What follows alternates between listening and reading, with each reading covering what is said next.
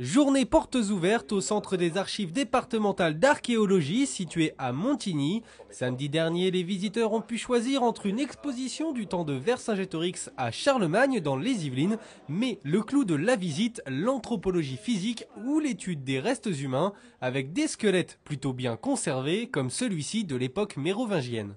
Ce squelette, en examinant les os de son bassin, on nous dit qu'il est un homme. Voilà.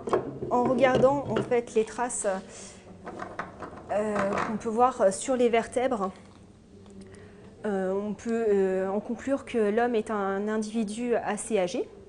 Élément important qui aide à déterminer la tranche d'âge du squelette à sa mort, sa dentition. Ici, on a la mandibule d'un individu qui est donc immature, un enfant. On voit qu'il n'a plus aucune dent de lait, mais que ses dents définitives ne sont pas encore toutes poussées. Et à partir de ça, donc on voit que la première molaire est là, mais la deuxième n'est pas encore sortie. Les canines non plus. Donc on peut en déduire qu'il avait entre 10 et 12 ans. On peut presque tout savoir de la vie d'un humain via ses restes, et les séquelles qu'il a eues pendant sa vie témoignent de la dureté de l'existence à l'époque. La présence de fractures, comme je vous l'ai montré tout à l'heure, se signale par un cal osseux sur l'os. Donc nous voyons ici une clavicule qui n'a pas subi de traumatisme, et de l'autre côté, une clavicule qui a été fracturée.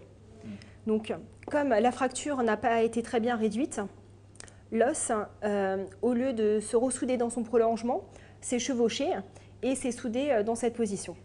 Ou sinon, donc là, des caries qui ont complètement détruit les molaires. La première et la deuxième molaire est tombée. Les caries ont entraîné la création d'un abcès. Et parfois, les ossements révèlent des pratiques encore inexpliquées, même aujourd'hui. Là, sur le côté, on peut voir une trépanation. Une trépanation est une ouverture volontaire sur le crâne. On incisait le cuir chevelu pour dégager l'os avec un silex, et avec ce même silex, on allait gratter l'os jusqu'à arriver au cerveau. Les portes ouvertes sont terminées, mais l'exposition de Vercingétorix à Charlemagne est encore visible jusqu'au 29 juin.